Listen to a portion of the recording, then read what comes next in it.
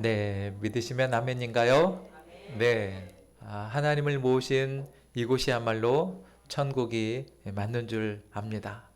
하나님의 나라는 이미 여기에 임하였고, 이미 임한 하나님의 나라를 누리며 살아가는 저와 여러분 되기를 바랍니다.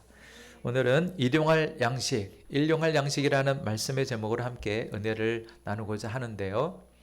자, 우리가 계속해서 몇 주 동안 지금 계속 예수님께서 우리에게 가르쳐 주신 주기도문을 우리가 한 구절 또 한 메시지 하나씩 살펴보고 있는데요.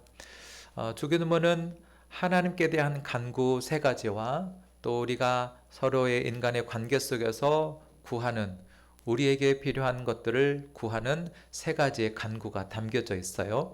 그래서 하나님의 이름이 높아지고 또 뜻이 하늘에서 이룬 것처럼 땅에서도 이루어지고 또 그 하나님의 나라를 이루도록 우리로 하여금 기도하게 하시는데, 또 이제 오늘 말씀으로부터 보면은 우리가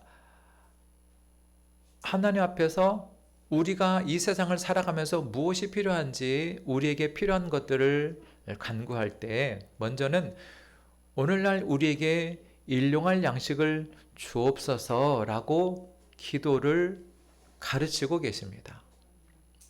여러분, 우리가 요 며칠 사이에 하나님, 내가 배가 고파서 먹을 것이 없는데 하나님, 내가 오늘 먹을 양식을 주시옵소서라고 기도하는 분 계신가요? 오늘 내가 먹을 양식을 내게 주시옵소서라고 구하는 그런 기도가 여러분 언제 있었습니까? 어쩌면 이 기도는 정말 북한의 지하교회 성도들, 또 기아와 굶주림에 고통하고 있는 그 아프리카의 남미들이나 어린이들, 또 중국의 가정교회, 참 어려운 환경 가운데 있는 그런 자들에게 필요한 기도가 아닐까. 오히려 우리는 오늘 하루 먹을 양식을 구하는 기도보다 우리의 비만을 걱정하고 너무 많이 먹어서 콜레스테롤이 높아지는 이런 것들을 걱정해야 되는 그런 기도를 드려야 되는 이런 상황에 우리가 이르지 않았습니까? 사실 우리나라도 몇십 년 전만 해도 한 끼 끼니를 끼니 때마다 끼니를 걱정해야 될 때가 불과 몇십 년 전이었는데요. 그럼에도 주님은 오늘 이 일용할 양식을 구하라고 하는 이 가르침을 오늘 우리에게 주시는 이유가 무엇일까? 자, 예수님은 우리로 하여금 너희는 일용할 양식을 구하라 라고 말씀하시면서, 실제로는 마태복음 6장에 보면은 너희는 무엇을 먹을까, 무엇을 마실까, 무엇을 입을까 이런 거 염려하지 말아라. 그러면서 이는 다 이방인들이 구하는 것인데 너희 하늘 아버지께서는 이 모든 것이 다 있어야 될 줄을 아시느니라 하면서 염려하는 제자들을 꾸짖으시는 말씀을 주세요. 자, 염려하는 자들에게 오히려 믿음이 적다라고 말씀하시면서, 그러네 우리로 하여금 너희는 오늘 먹을 양식을, 일용할 양식을 구하라. 무엇을 먹을까 마실까 염려하지 말라고 해놓고 또 우리에게는 일용할 양식을 구하라고 말씀하시네요. 자, 예수님이 하시는 말씀이 우리가 어느 장단에 발을 맞춰야 될지. 자, 오늘 본문을 우리가 하나님 앞에 구하여야 할 이 본문을 조금 분석을 해본다면 이렇습니다. 마태복음 6장에는 오늘 우리에게 일용할 양식을 주시옵고, 또 누가복음 11장에도 주기도문에 관한 이야기가 나오는데요. 누가복음 11장에서는 우리에게 날마다 일용할 양식을 주옵소서. 마태복음은 오늘 있을 양식, 누가복음에는 날마다 먹을 양식을 구하라고 합니다. 오늘 먹어야 될 일용할 양식이나 날마다 먹어야 할 양식이나 다 똑같은 의미의 하나님께서 우리에게 주시는 그런 메시지인데요. 자, 여기서 양식, 헬라어로 알토라고 하는 이 의미, 이 양식은 사실 그 헬라어 본 의미로 보면은 그 당시에 사람들에게는 주식이 빵이었기 때문에 너희는 일용할 빵을 구하라, 이 말씀이거든요. 근데 우리 한국에서 이 복음이 들어오면서 우리가 어떻게 이것을 번역해야 될까? 여러분, 빵이 우리에게 주식은 아니지 않습니까? 그래서 우리는 빵은 뭐 밥 먹고 나서 먹는 간식 정도로 생각하는데, 그러면 우리에게는 오늘날 우리에게 일용할 밥을 주시옵소서, 이렇게 구하는 것이 올바른 해석이죠. 그런데 오늘 우리에게 밥을 주십시오 라고 하는 것은 조금은 좀 어감도 좀 부족한 것 같고 격이 좀 떨어지는 것 같은, 그래서 이제 고심 끝에 우리에게 일용할 양식을 주옵소서 라고 하는 좋은 번역을 우리에게 주시고 우리가 그렇게 고백하고 있죠. 그러면 양식이, 오늘날 우리에게 일용할 양식을 주옵소서, 이 양식은 이제 빵이 되기도 하고 또 밥이 되기도 하고 떡이 되는 것이기도 하잖아요. 그러면 이 양식은 그 양식의 범위와 또 그 양식의 양이 얼마나 되는 것인가를 생각해 볼 필요가 있습니다. 자, 그러면 우리가 먹을 양식을 필요로 하는 모든 것을 다 구하라고 하느냐? 그것이 아니라 주님께서 오늘 우리에게 가르치시는 것은 바로 우리에게 필요한 그날 먹을 음식, 이 일용할 양식이라고 하는 것은 오늘 마치 전체를 표현하기 위해서 한 부분을 대표하여 설명하는 이 제위법에 해당하는 그런 말씀이에요. 그러니까 이 양식은 꼭 먹는 것만을 의미하는 것은 아닌 거예요. 오늘 우리에게 필요한 양식, 이것이 꼭 밥이고 떡이고 먹는 것만을 의미하는 것이 아니라 우리에게 꼭 필요한 생필품을 얘기합니다. 건강이 안 좋은 사람에게는, 그 사람에게는 건강이 그에게 오늘 필요한 양식이 되는 거죠. 사업에 빚을 져서 갚아야 될 돈이 많은 사람들에게는, 그 사람에게는 그에게 이자를 갚아야 될 그 돈이 그 사람에게 양식이 되는 것 아니겠어요? 이처럼 오늘 우리에게 필요한 양식이라고 하는 것은 어떤 우리가 살아가는데 필요한 어떤 사치품이 아니라 꼭 필요한 생필품도 포함하는 그런 의미의 것이 되는 것이죠. 그래서 어떤 입시를 앞둔 사람에게는 그 시험 입시 준비가 그에게 양식이 될 수 있는 것처럼, 그렇다면 오늘 여러분 우리에게도 각자가 오늘 우리에게 절실히 필요하고 우리에게 꼭 필요로 하는 우리 각자의 그 양식들이 있을 것입니다. 오늘 여러분에게는 어떤 꼭 필요한 양식이 필요할까요? 오늘 그 여러분들의 필요가 채워지고 또 찾아지는 그런 은혜가 여러분에 있기를 바랍니다. 네. 그래서 이 일용할 양식, 이 일용할, 하루에 필요한, 오늘 하루를 쓸, 이것도 꼭 하루만을 의미하는가? 이것도 꼭 그렇지는 않습니다. 주석을 보면 하루 또는 내일을 의미합니다. 오늘과 또 내일을 위한. 그러니까 오늘 하루도 있고 매일의 하루도 함께 포함되어 있는 것이죠. 문맥에 따라서 그래서 오늘을 위한 양식 또는 내일을 위한 양식 또는 우리의 생존에 필요한 양식, 그 양식을 구하라고 말씀하시는데, 그래서 오늘 우리에게 일용할 양식이라고 하는 것은 이처럼 세 가지의 해석으로 우리가 살펴볼 수, 이해할 수 있겠어요. 그러면 오늘을 위한 양식, 내일을 위한 양식, 우리의 삶에 꼭 필요한 생필품으로, 필요한 생존에 필요한 것으로서의 이 양식을 우리에게 구하는데, 이 의미를 함축적으로 다 한 번에 보여주는 그러한 성경 말씀의 이야기가 있죠. 자, 우리 출애굽했던 이스라엘 백성들이 어디로 가게 됩니까? 약속의 땅 가나안에 가기 전에 하나님께서 그들을 시험하시기 위해서 광야로 먼저 진입을 시키죠. 자, 우리 함께 광야를 한번 들어가 보겠습니다. 출애굽한 이후에 40년 동안의 이 광야 생활의 초기에 이스라엘 백성들에게 하나님께서 주신 것이 있어요. 뭡니까? 만나지요. 우리 한번 출애굽기 16장을 한번 찾아보십시다. 출애굽기 16장 4절 말씀.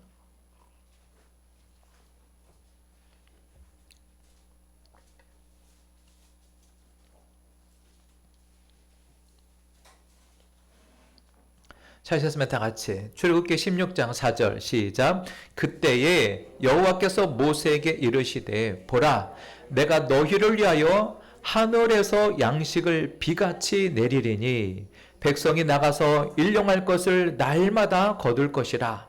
이같이 하여 그들이 내 율법을 준행하나 아니하나 내가 시험하리라. 아멘. 애굽에서 비록 힘든 노동을 했지만 그 노동을 통해서 그들은 먹을 양식을 얼마든지 가질 수 있었고 먹을 수 있었습니다. 그러나 출애굽한 이후에 이 백성들은 그 수백만 대군이 먹을 양식을 이 광야 사막에 어디 가서 찾겠습니까? 이때 하나님께서 하늘에서 큰 마치 비를 내리는 것처럼 비를 내리듯이 만나를 그들에게 내어주십니다. 가시 같은 그러한 하얀 만나를 내려주시는데, 그런데 하나님께서는 이 양식을 아주 한없이 쏟아 부어주시면서 너희는 하루 분량만을 거두라고 말씀하십니다. 하루 분량만을. 왜 이렇게 많이 주시고 왜 필요한 하루 분량만 구하게 하시는가? 왜 하나님께 인색하시지? 더 많이 가지고 더 많이 준비하고 비축해 두는 것을 왜 하나님이 싫어하실까? 여러분, 하나님은 이스라엘 백성들이 이 아침마다 이 광야에 나가서 만나를 거둘 때 이들은 이 만나를 거두면서 이 백성들이 매일매일 쏟아지는 이 만나를 매일 아침마다 거두면서 이들은 무슨 생각을 했을까요? 여러분이라면 이렇게 아름답고 또 화려하고 눈에 보기 좋은 것들, 산천초목이 있는 이러한 동산에서 우리가 사는 것에 대한 이것이 우리에게 당연한 것으로 여겨질 것이 아니라 이것은 하나님께서 우리에게 허락한 축복과 은혜로 주신 것이고 우리가 그 은혜로 말미암아 누리고 사는 것인데요. 그런데 아무것도 없는 그 황량한 떼약볕에 광야 가운데 나갔을 때 그때 이스라엘 백성들이 매일 이들은 하늘을 바라보면서 하늘에서 내려는 이 만나를 보면서 무슨 생각을 했겠어요? 바로 광야에서 이 광야에서 우리가 할 수 있는 것은 아무것도 없지요. 그들이 할 수 있는 것은 아무것도 없습니다. 그저 만나를 내려주시는, 우리의 생명을 유지하기 위해서 내려주시는 그 만나를 내려주시는 하나님을 의지하고 하나님을 바라보며 하나님만 생각하게 하시는 것이죠. 여러분, 이 백성들은 하루라도 하나님의 만나를 내려주시지 않으면 살 수 없는 존재인 것이죠. 그래서 이들은 만나를 거두면서 이 만나는 하나님이 우리에게 주신 거야. 우리는 이 매일 먹여주시는, 나를 매일 먹여주시고 공급해주시는 하나님에게 주시고 그 하나님이 내 아버지시고 그 하나님이 나를 책임져 주신다라는 것을 그들은 매일매일 경험했을 것입니다. 그래서 하나님께서 이 만나를 주시는 것은 너를 먹이시고 입히시는 분이 누구인지, 너를 먹이고 너의 생명을 보존하시는 분이 누구인지를 깨닫게 하시는, 날마다 깨닫게 하시는 하나님의 은혜의 통로였던 것이죠. 그래서 우리들은 매일 내리는 이 만나를 통해서 우리가 잊지 말아야 될 것은 바로 하나님께서 이 모든 것을 주시는 분이 바로 그 하나님이라는 것을 우리가 확신하는 일이죠. 우리 한 번 더 찾아봅시다. 신명기 8장 3절에 있는 말씀.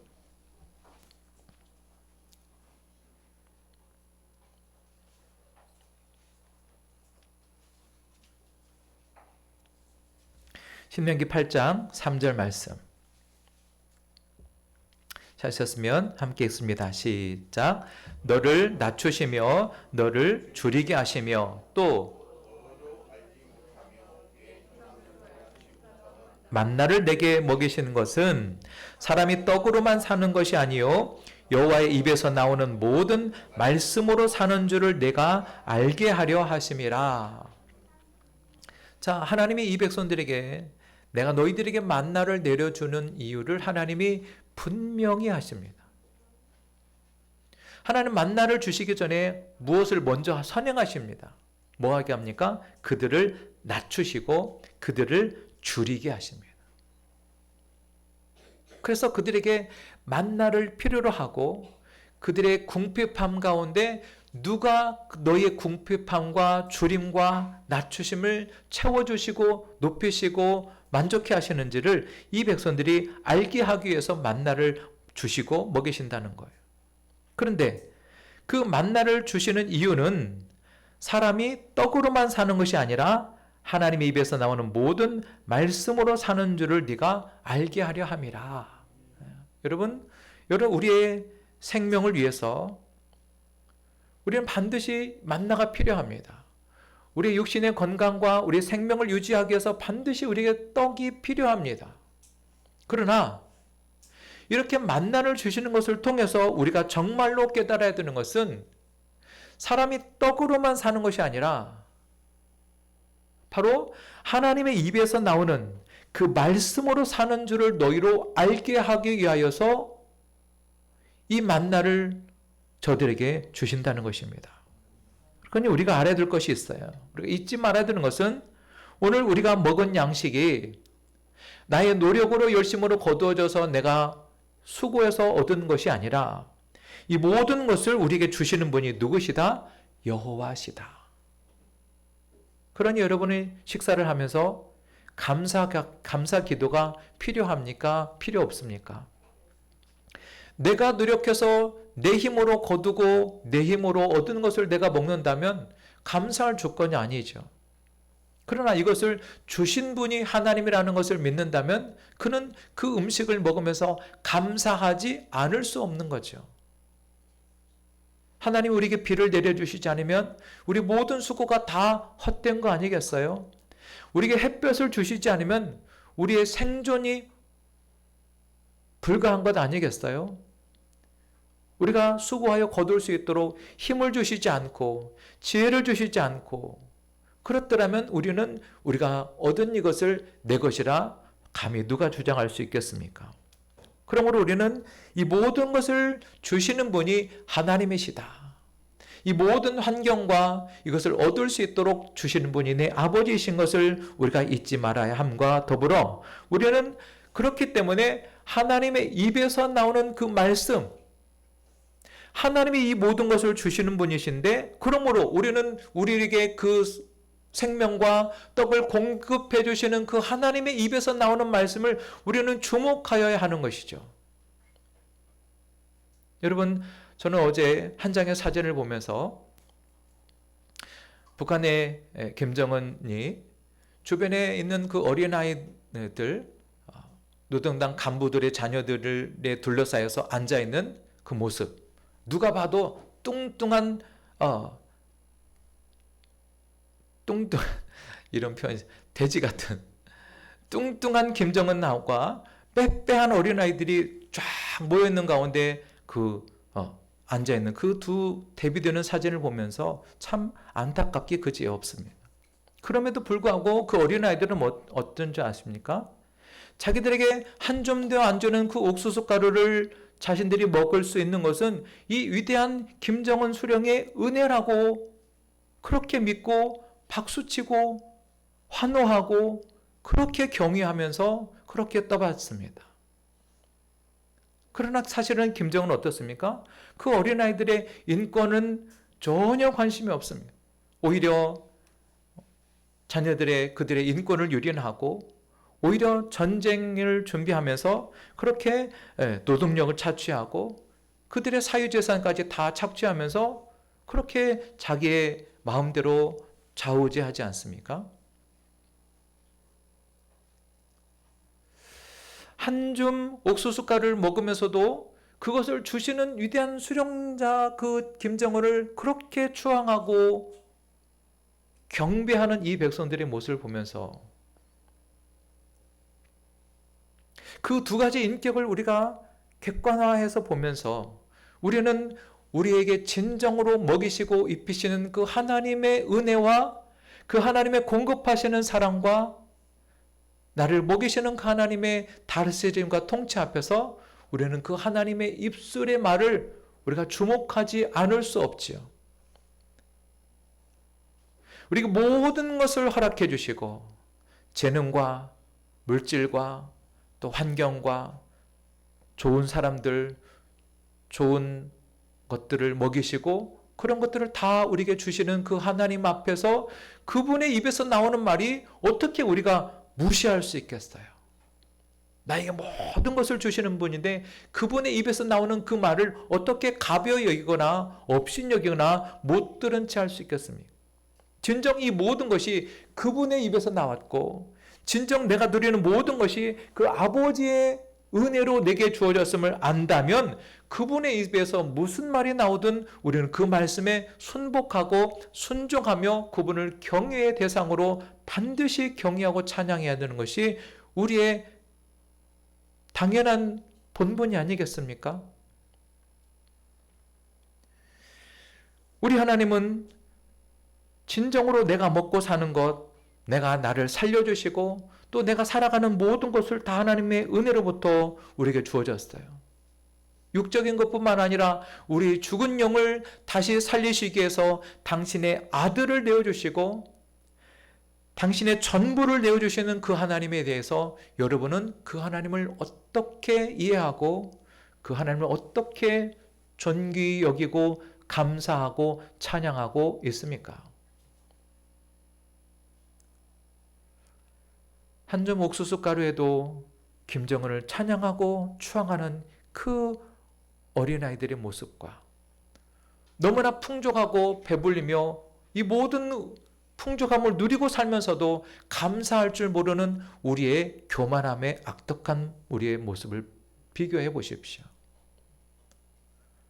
우리는 당연히 나를 살리시고 이 모든 것을 우리에게 공급해 주시는 그 하나님의 입술, 그 하나님의 말씀에 주목하지 않으면 안 되는 것이죠. 사실 이 신명기 8장의 말씀을 예수님도 인용하셔서 사용하셨습니다.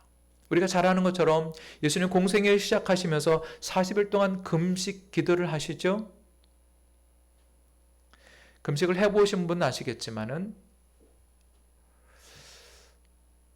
며칠 금식해보면은 그동안은 내가 중요하게 생각하고 염려, 근심, 걱정 모든 에너지를 쏟아서 관심을 가지고 있었던 모든 것들이 아무 문제가 되지 않습니다. 한번 금식을 해보면 내가 그동안 염려하고 걱정했던 모든 문제는 완전히 사라집니다. 단 하나, 내 밥 한 줌 한 숟가락 먹을 수 있으면 좋겠다. 저 과자 한 봉지 내가 먹을 수 있으면 얼마나 좋을까. 저 한 줌 떡을 먹는 것에 그것을 먹으면 얼마나 행복할까. 저 라면 한 젓가락 먹으면 얼마나 좋을까. 우리를 낮추시고 우리를 줄이게 하시면 그때는 모든 염려, 근심들이 안개 사라지듯이 싹 사라지고 가장 중요한 것이 무엇인지, 우리에게 가장 중요한 것이 무엇인지를 분별하고 깨닫게 하십니다. 그런데 예수님은 그것이 몇 끼가 아니라 며칠이 아니라 40일을 금식하셨으니 얼마나 줄이고 고통스럽고 어지러우셨겠습니까? 여러분, 사단이 유치한 유혹을 합니다. 예수님, 당신은 능력이 있으시잖아요. 돌을 떡으로 만들어 드십시오. 그러면 되지 않습니까? 당신도 일용할 양식이 필요한 분 아니십니까? 일용할 양식을 만들어 드셔요. 여러분, 예수님도 비록 육체의 고통으로 지금 굶주려 계시지만 예수님이 오늘 이 신명기 8장의 말씀을 그대로 인용하시면서 뭐라고 하지요? 사람이 떡으로만 사는 것 아니다. 나도 이 떡이 필요하지만 그러나 나는 떡으로 말미암아 사는 존재가 아니라 나는 하나님의 말씀으로 산다라고 예수님이 그 사단에게 선포하시면서 그러므로 나는 네 말을 듣지 않는다라고 말씀하고 계시는 거죠. 여러분은 무엇으로 사십니까?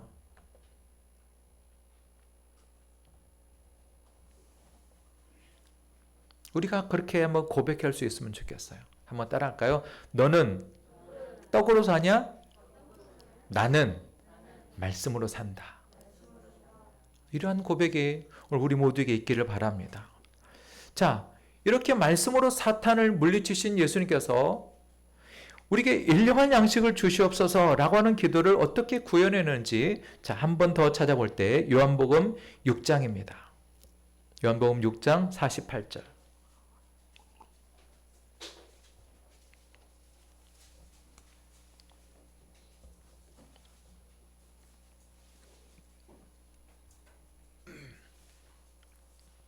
요한복음 6장 48절로 51절의 말씀을 한번 같이 읽습니다. 하셨으면 시작.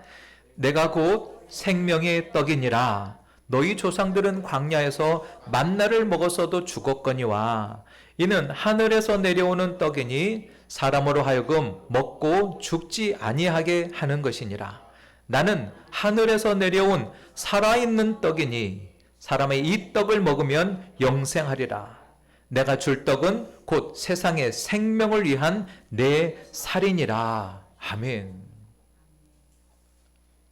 예수님도 양식이 필요하고 굶주리셨고 그로 말미암아 고통을 당하셨지만 그런데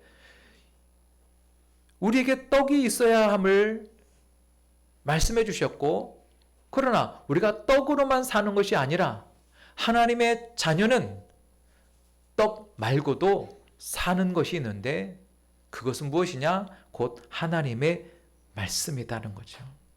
그런데 그 예수님께서 너희가 먹어야 할 그 양식이 무엇인지 말씀하시고 계십니다. 정말로 너희가 먹어야 될 양식이 뭐냐? 바로 너희를 위한 생명의 양식인 나를 먹어야 된다 얘기하시는 거예요. 사람이 떡을 필요로 하고 떡을 먹어야만 살지만 그 떡보다도 너에게 진정한 떡이 되어주는 떡이 되어주기 위해서 바로 내가 왔다라고 말씀하십니다. 진짜 살아있는 떡, 진짜 우리의 영혼을 살리는 떡. 이 떡은 우리의 육신을 살리고 보존하지만 예수님이 우리에게 주시는 당신의 살과 피를 우리에게 주시면서 주시는 이 생명 양식은 바로 예수님 자신이신 거죠. 예수님 자신을 우리에게 내가 살아있는 떡, 내가 생명의 떡이라고 말씀하시면서 너희는 나를 먹어야 산다라고 오늘 우리에게 말씀하고 있어요. 그래서 제자들은 이 말씀을 들으면서 아하, 일용할 양식은 우리가 매일매일 먹어야 되는 양식은 바로 너희를 위한 내 살이니라 라고 말씀하신 그 예수님을 우리가 먹어야 되는구나 라고 하는 그 말을 제자들은 분명하게 이해할 수 있었어요.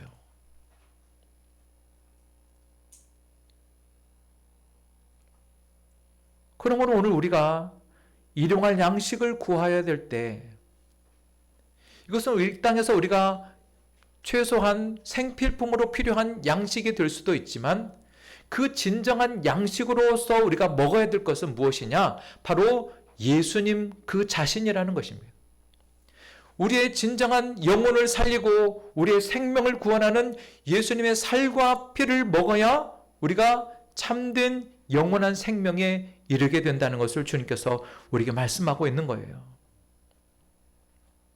그러니 주님께서 우리에게 기도를 가르쳐 주시면서 첫 번째는 하나님의 영광을 위해서 위대한 이런 기도, 그리고 우리가 하나님의 나라와 교회를 위해서 무엇을 어떤 위대한 것을 해야 될까라고 생각할 때 오히려 야, 너희가 먹을 양식을 위해서, 너희가 먹을 떡을 위해서 기도해.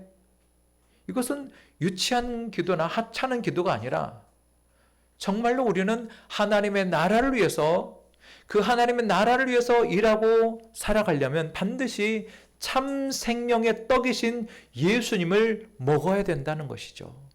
할렐루야. 할렐루야. 오늘 우리에게 필요한 육의 양식도 우리 필요하지만 우리의 영이 살기 위해서 우리는 반드시 예수님을 먹어야 되는 거예요. 그 말은 무엇입니까? 예수님은 말씀이기 때문에.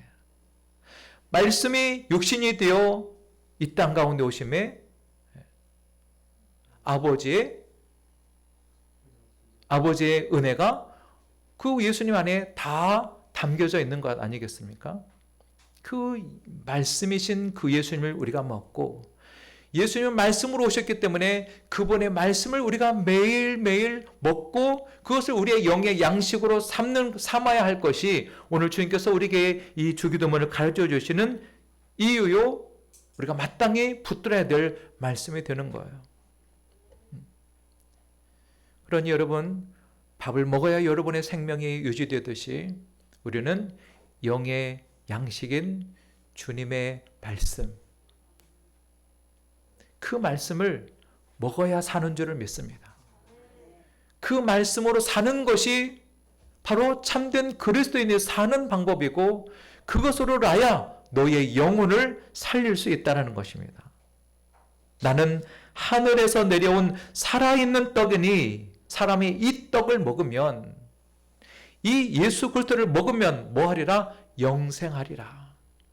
그래서 예수님이 계시록에 말씀하시잖아요. 누구든지 내 음성을 듣고 문을 열면 내가 그에게로 들어가서 그로 더불어 먹고 그는 나로 더불어 먹으리라. 우리는 예수 안에서 예수를 먹고 예수 안에서 그분의 말씀을 먹는 것이 예수님과 우리가 함께 사는 것이요, 우리가 진정으로 영이 사는 길이 되는 줄을 믿습니다. 그래서 우리가 이 주경을 하면서 우리가 매일매일 이 영의 양식을 먹고 육의 양식을 먹을 때마다 우리의 고백이 무엇이냐? 이 양식을 주신 분이 하나님이시기 때문에 그것을 주신 그분을 바라봐야 하는 것이죠. 뭘 먹을까? 이렇게 많이 차려진 반찬 중에 무엇을 먼저 먹어서 내 배를 채울까가 아니라 이 모든 것을 주신 분, 허락하신 분, 내게 공급하신 그분을 바라보고, 또 이게 날마다 먹이시는 그 하나님을 기억하면서, 그리고 참 생명의 떡이신 예수님과 그분의 말씀을 날마다 먹어야 사는 존재라는 것을 우리는 분명히 인식하시길 바랍니다. 그러니 예전에 우리가 말했던, 우리가 일어나서 하나님의 말씀을 먹지 않으면 내가 오늘 끼니를 먹지 않겠다라고 하는 No Bible, No Breakfast. 하나님의 말씀을 먹고 육의 양식도 먹으라는 거예요. 육의 양식을 먹었으면 하나님의 말씀인 양식도 먹으라는 거죠. 그래서 우리가 예수님을 먹고 예수님의 자녀로 사는 것처럼 예수님의 살을 먹고 예수님의 말씀대로 살아가야 하는 그런 존재라는 것을 오늘 저와 여러분이 아실 수 있기를 바랍니다. 여러분, 어떤 사람은 말씀을 먹어도 말씀대로 살아가지 않는 사람이 있죠. 말씀을 듣고도 말씀대로 순종하지 않는 사람들이 있습니다. 그러나 말씀을 먹지 않고 말씀대로 살 수 있는 사람은 없어요.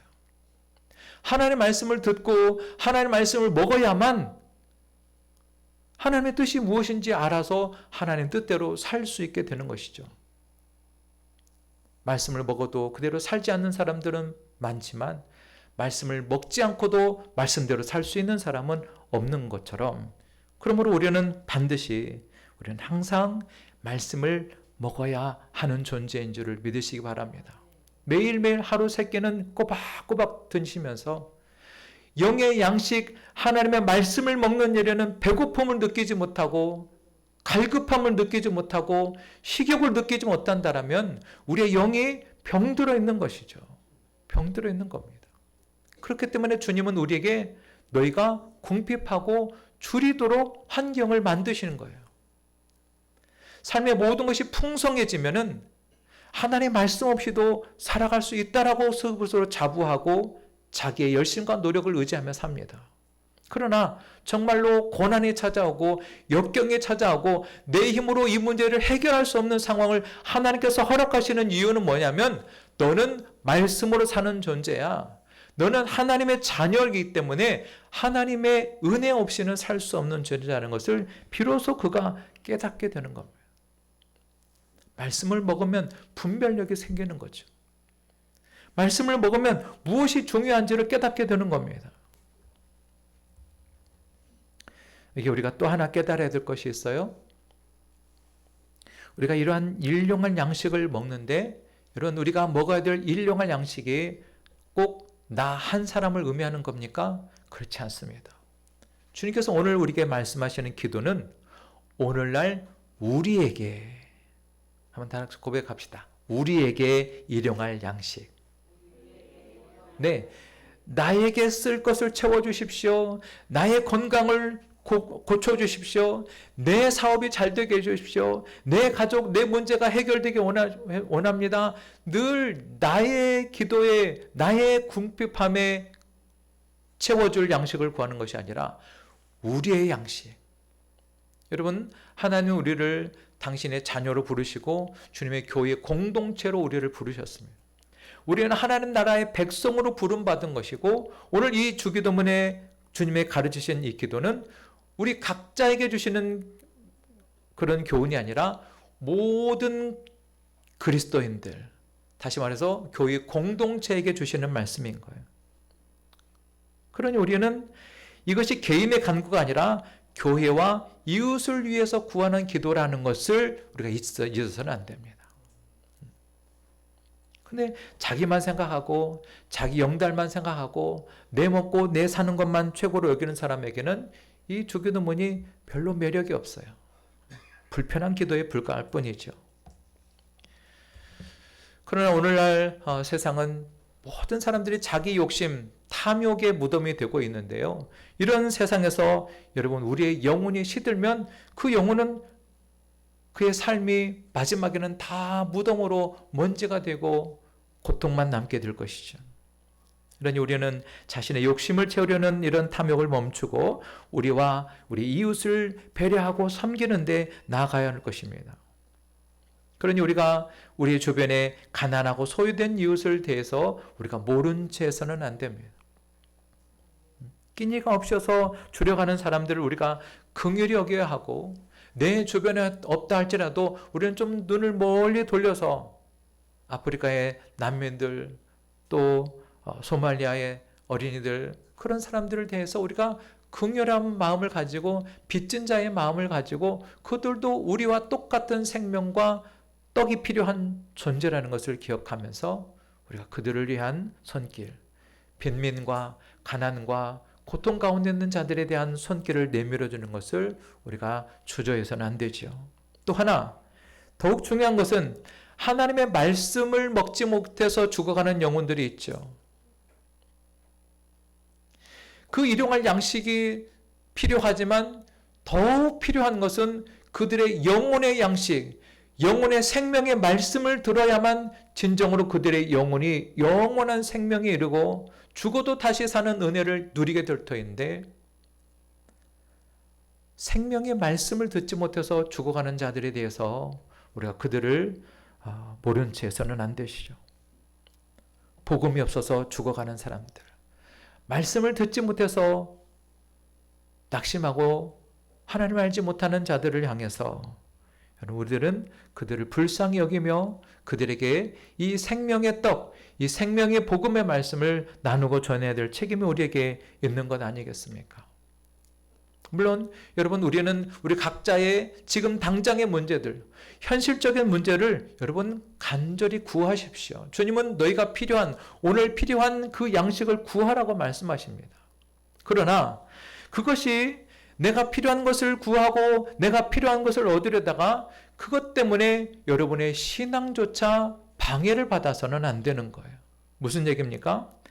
나의 현실적인 문제가 앞서다 보면 하나님의 말씀에 순종하며 사는 것을 방해받을 때가 있어요.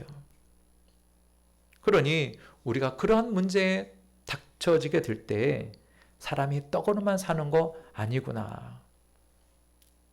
오직 하나님의 입으로 나오는 말씀으로 살아야 되겠구나. 나를 먹이시고 입히시고 공급하시는 분이 하나님이시구나. 그러니 우리는 그분에 대한 충성과 그분에 대한 경외와 사랑과 감사를 드리는 일에 우리가 뒤처져서는 안 되는 것을 그렇게 고백해야 하는 것이죠. 어떤 사람은 이야기합니다. 목사님, 좀 배부른 소리 좀 하지 마십시오. 우리가 일을 해야 먹고 사는 거 아닙니까? 일을 하고 돈을 벌어야 헌금도 내고 또 교회도 나가고 할 거 아니겠습니까? 네, 여러분, 하나님께서는 우리에게 열심히 땀 흘려 수고하여 일하여야 먹을 수 있도록 그렇게 배려해 주셨습니다. 그런데 우리가 땀 흘려 수고하고 일하여야 할 때는 언제입니까? 엿새 동안입니다. 엿새 동안 열심히 살아가면 그 남은 하루를 안식하며 주님을 위해서 영광을 위해서 드려줄 수 있습니다. 그런데 엿새 동안 열심히 부지런히 살지 않으면 엿새 동안 대충 살다가 주일날 남들 쉴 때 아유 내가 쉬어도 되나? 불안함이 찾아오는 거죠. 여러분, 그 고영환이라고 하는 개그맨 있습니다. 이 사람이 34살 젊은 나이에 어떤 교통사고로 아주 위급하고 중대한 그러한 상황에 닥쳤는데 의사 선생님이 봐서도 아무리 해도 더 이상 손을 쓸 수가 없는 상황.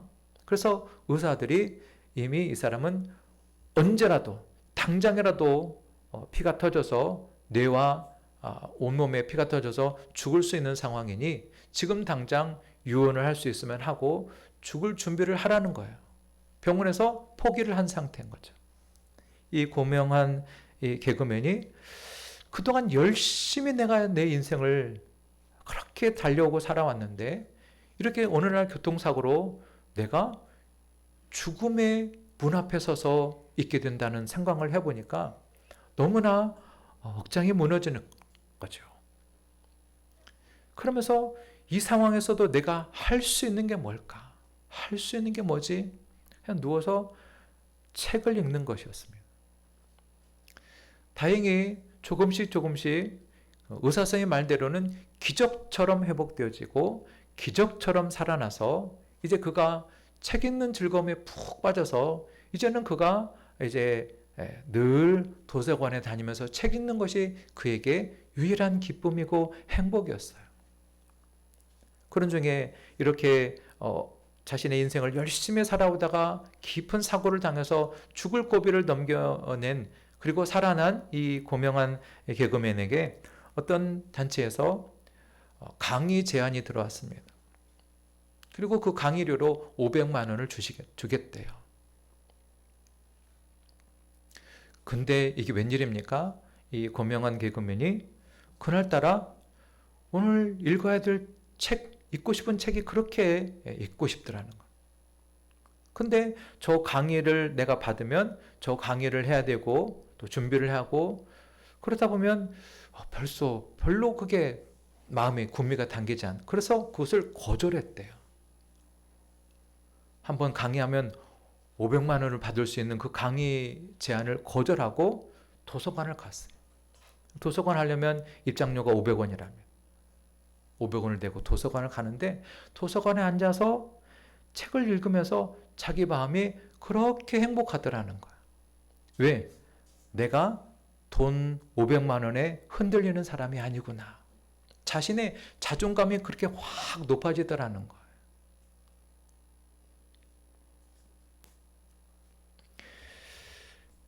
여러분, 우리 예수님이 돌을 떡으로 만들려고 하는 이 사단의 제안을 거절한 것처럼 여러분의 인생 가운데도 우리가 하나님 말씀에 순종하기 위해서 여러분 중대한 결심, 위대한 결심을 한번 해보시면 어떨까요? 전에는 내가 내 생각대로, 내 방향대로 내가 살아왔던 그런 방법들이 있을 것입니다.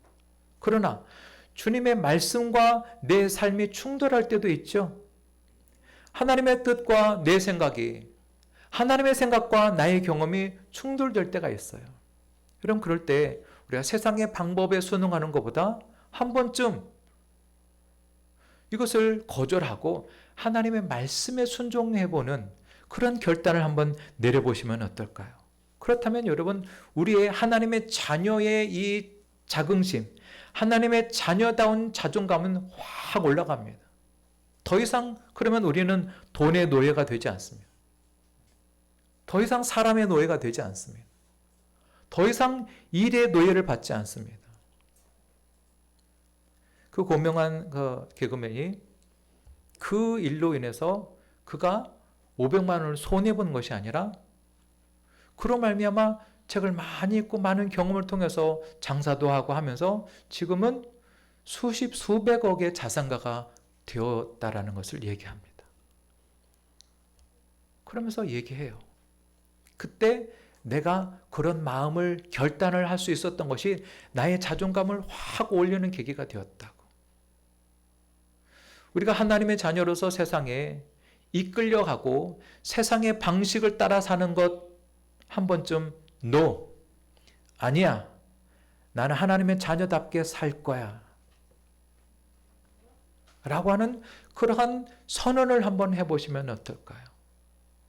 오늘 이 가운데 그렇게 말할 수 있는 성도, 그렇게 선언하고 선포하고 나갈 수 있는 성도, 그런 사람을 하나님께서 지극히 높여주실 줄을 믿습니다. 아무것도 의지할 것 없는 그 광야에서 매일매일 만나를 내리셨던 그 하나님을 바라보고 그 하나님이 내게 주신 은혜를 감사하면서 찬양할 수 있는 진정한 믿음의 성도, 내가 누리는 것이 내 힘으로 사는 게 아니었구나, 내가 노력으로 얻은 것이 아니었구나, 이 모든 것이 다 주의 은혜였구나 라고 고백할 수 있는 참 믿음의 성도들 다 되실 수 있기를 바랍니다. 우리 찬송가 200장을 드리겠습니다.